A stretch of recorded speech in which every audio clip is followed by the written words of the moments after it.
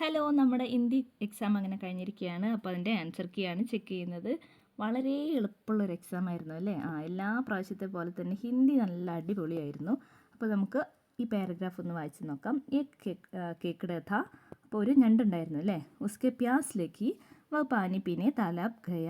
താലാബ് മേം ഏക് കച്ചുവ, ഏക് മേണ്ടക് or ഏക് മച്ഛലി രഹത്തെ थे. അപ്പോൾ ഈ ഞണ്ടിന് ദാഹം തോന്നി അല്ലേ? അങ്ങനെ അവൻ എങ്ങോട്ട് പോയി? കുളത്തിലേക്ക് പോയി. കുളത്തിലാരൊക്കെ ഉണ്ട്? തവള ഉണ്ട്, പിന്നെ ആമയുണ്ട്, പിന്നെ ആരുണ്ട്? മീനുണ്ട് അല്ലേ? യെസ്. മേണ്ടക്കിനെ കേക്കിടേക്കോ ഡർ ദിയ. തവള എന്ത് ചെയ്തു? ഞണ്ടിനെ പേടിപ്പിച്ചു. മച്ഛലീനെ ഉസെ പാനി പിലായ. മച്ഛലി എന്ത് ചെയ്തു?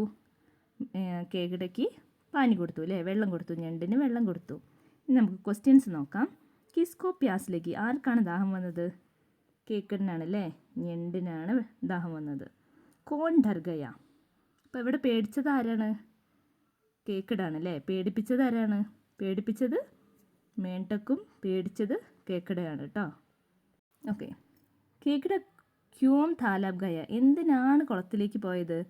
പാനി പീനയ്ക്ക് അല്ലേ? വെള്ളം കുടിക്കാൻ വേണ്ടിയിട്ട് പോയതാണ്. ഓക്കെ. മച്ഛലീനെ ക്യാ കിയ, മച്ഛലി എന്താ ചെയ്തത്? മച്ഛലി പാനി കൊടുത്തു, പാനി ദിയ. അടുത്ത് നോക്കാം. സഹി പ്രസ്താവ് ചുൻകറിലേക്കും. അപ്പോൾ കറക്റ്റ് ആയിട്ടുള്ളത് ഏതാണെന്ന് നോക്കി എഴുതാം. അപ്പോൾ ഇതിൽ രണ്ടാമത്തതാണ് കറക്റ്റ് ആയിട്ടുള്ളത് കേട്ടോ. താലാബ് മേ മേണ്ട കച്ചുവ ഓർ മച്ഛലി രഹത്തെ थे. കുളത്തിൽ ആരൊക്കെയുള്ളത്? തവള ഉണ്ട്, ആമ ഉണ്ട്, മീനും ഉണ്ടായിരുന്നു. ഓക്കെ, സെക്കൻഡ് വണ്ണാണ് ശരി ഉത്തരം.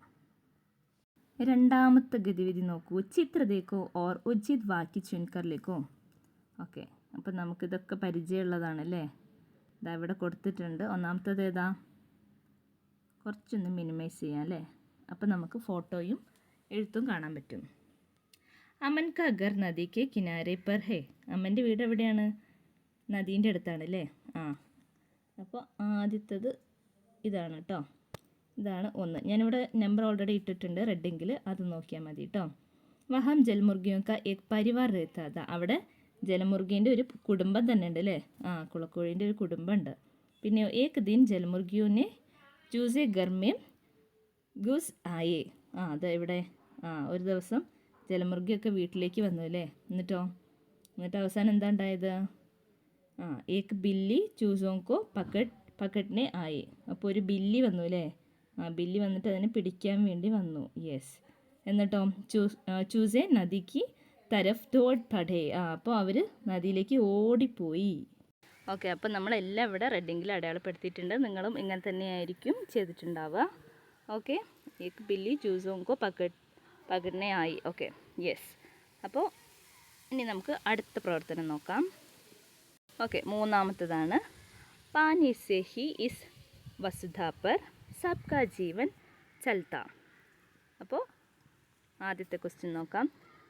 ഭൂമി കാ സമാനാർത്ഥ ശബ്ദ കവിതാംശ സെ ചുൻകർ ലിഖോ. ഭൂമി എന്ന് അർത്ഥം വരുന്ന ഒരു വാക്ക് ഈ കവിതയിലുണ്ട് അല്ലേ? അതേതാണ്?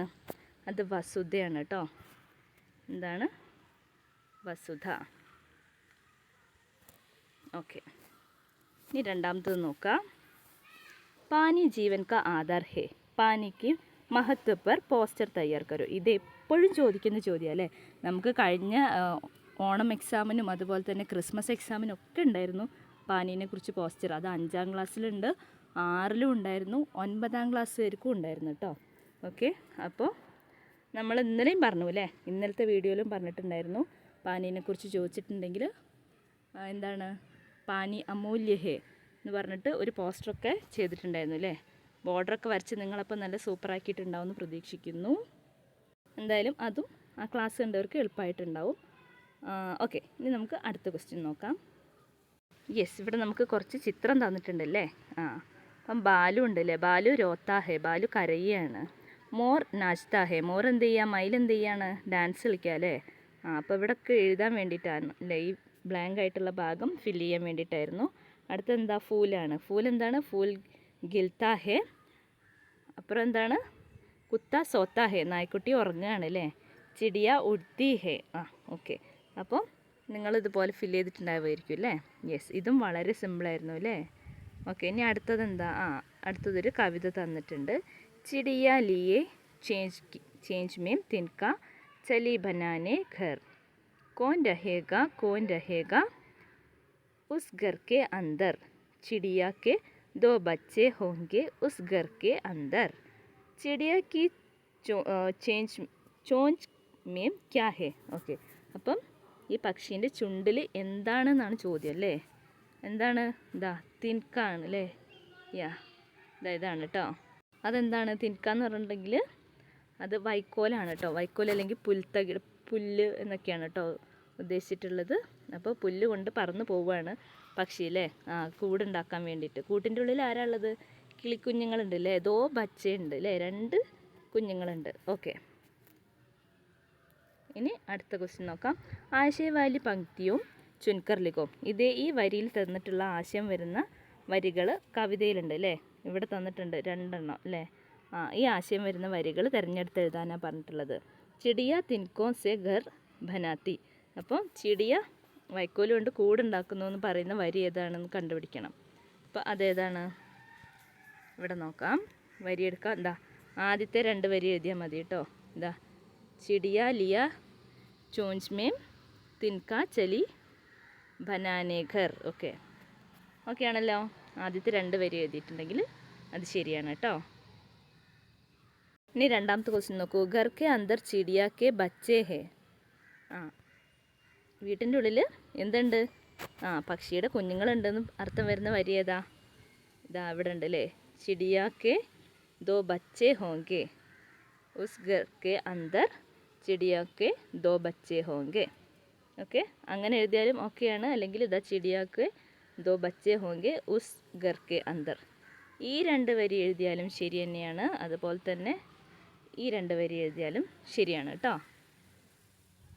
ഇനിയിപ്പം നിങ്ങൾ ആകെ 1 വരി എഴുതിയാൽ അതും കറക്റ്റാണ് കേട്ടോ ചിടിയാക്ക് 2 ബച്ചേന്ന് മാത്രം എഴുതിയാലും ശരിയാണ് കേട്ടോ ഇനി 2 ബച്ചേന്ന് മാത്രം എഴുതിയാലും ശരിയാണ് 2 കുട്ടികളാണ് ഉള്ളത് അല്ലേ യാ